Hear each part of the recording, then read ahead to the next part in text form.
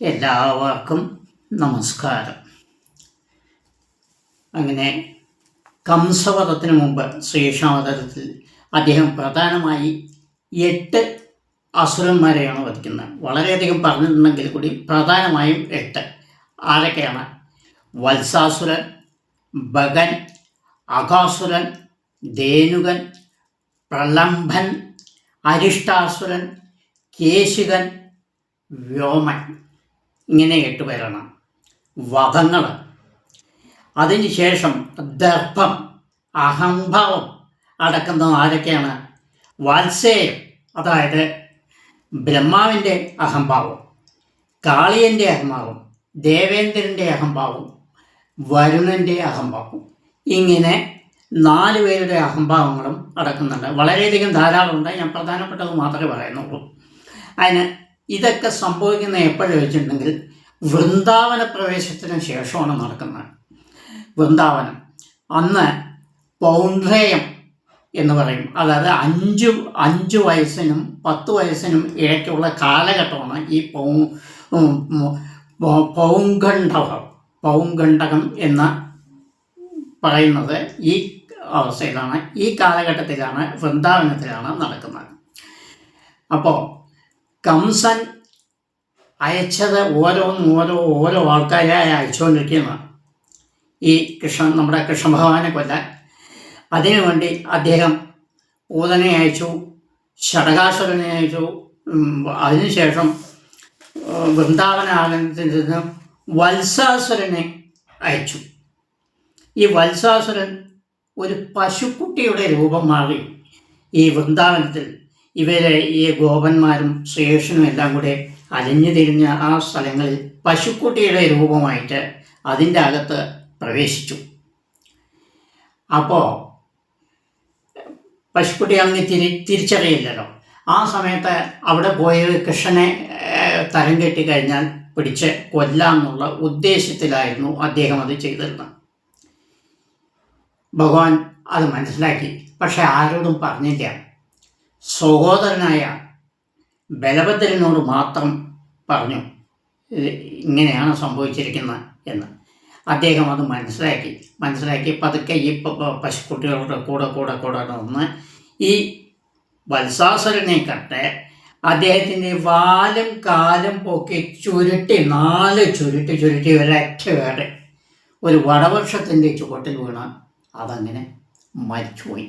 അതാണ് അവിടുത്തെ ആദ്യത്തെ വധം. അങ്ങനെ വത്സാസുരനെ കംസൻ അയച്ച വത്സാസുരൻ ആയിരുന്നു. വത്സാസുരൻ മരിച്ചുപോയി എന്ന് കേട്ട സമയത്ത് അദ്ദേഹം ബകാസുരനെ അയച്ചു, ഭഗനെ അയച്ചു. ഈ ഭഗൻ ആരാണ്? നമ്മുടെ പൂതനയുടെ ഒരു സഹോദരൻ കൂടിയാണ് ഭഗൻ. ഭഗനെ അയച്ചു. ഭഗൻ എന്ത് ചെയ്തു വെച്ചാൽ ഒരു വലിയ പക്ഷിയുടെ രൂപത്തിൽ, അതായത് മലമ്പുള്ളി പക്ഷി, ഭീകര പക്ഷിയുടെ രൂപത്തിൽ ഈ പശുക്കളെല്ലാം മേയുന്ന സ്ഥലത്ത് പോയി ഇവരെല്ലാം വെള്ളം കുടിക്കാൻ പോകുന്ന ഒരു സ്ഥലത്ത് പോയി അങ്ങനെ ഭയങ്കരമായി നിന്നു. അപ്പോൾ ഉച്ച സമയത്ത് ഈ ഗോപന്മാരും കുട്ടികളെല്ലാം കൂടി അങ്ങനെ ആടിക്കളിച്ച് എല്ലാം കഴിഞ്ഞ് ക്ഷീണം കഴിഞ്ഞ് വെള്ളം കുടിക്കാൻ പോകുന്ന സമയത്ത് ഈ പക്ഷിയെ കണ്ടു, ഭയന്ന് ഓടി വന്നു.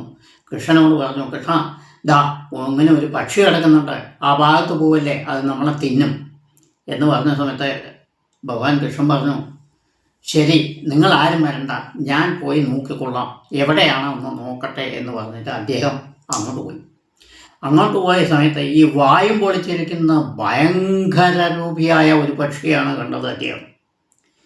ഭയങ്കര രൂപി, ഈ വായു പൊളിച്ചിരിക്കുന്ന ആകാശത്തോളം മുട്ടുന്ന വായുകളെന്നാണ് പറയുന്നത്. അത്രയും ഗംഭീരമായ വായു പൊളിച്ചിരിക്കുന്ന ഭീകരമായ പക്ഷി. ആ പക്ഷിയുടെ ചിറകും ഇതെല്ലാം കണ്ട പറയാൻ കഴിയില്ല, അത്രയും വലിയൊരു ഭീകര രൂപം, കണ്ണുകളൊക്കെ ജ്വലിച്ചിരുന്നു.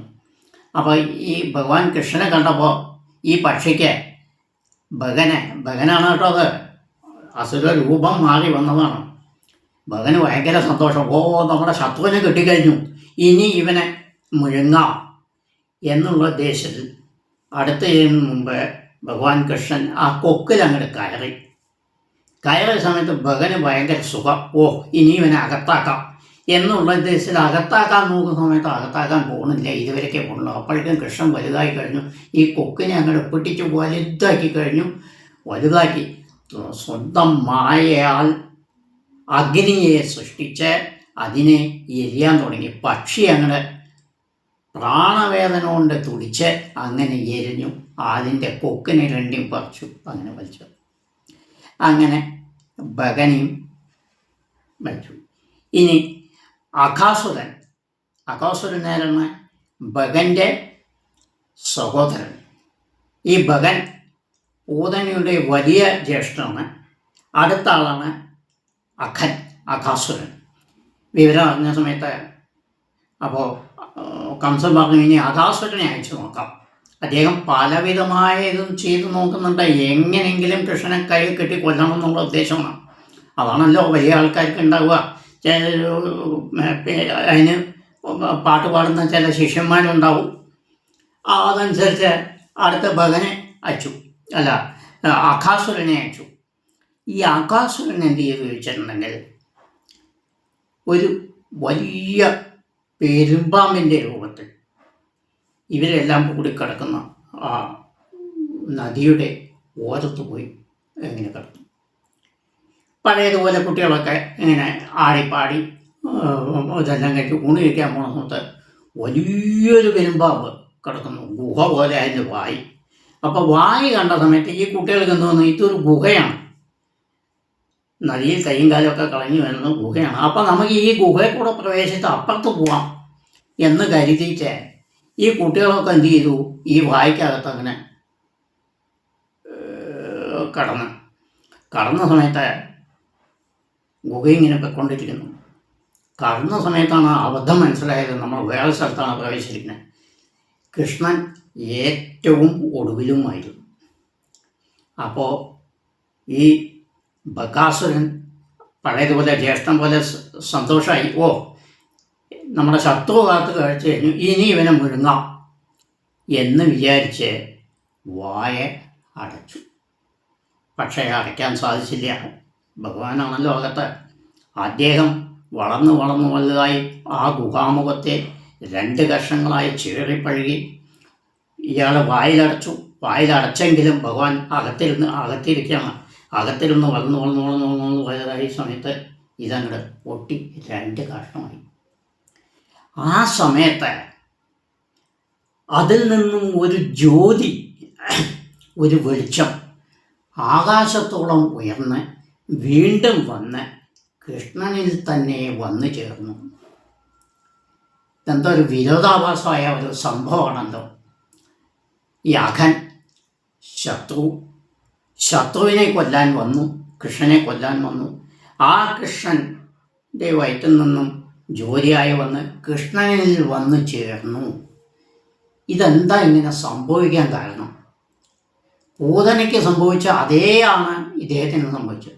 കാരണം കൃഷ്ണഭഗവാൻ വയറ്റിലായിരുന്ന സമയത്ത് ഈ അഘാസുരൻ്റെ മനസ്സ് വേദന കൊണ്ട് പുളയുന്നുണ്ടെങ്കിലും എപ്പോഴും കൃഷ്ണഭഗവാന്റെ ആ രൂപമായിരുന്നു മനസ്സിൽ.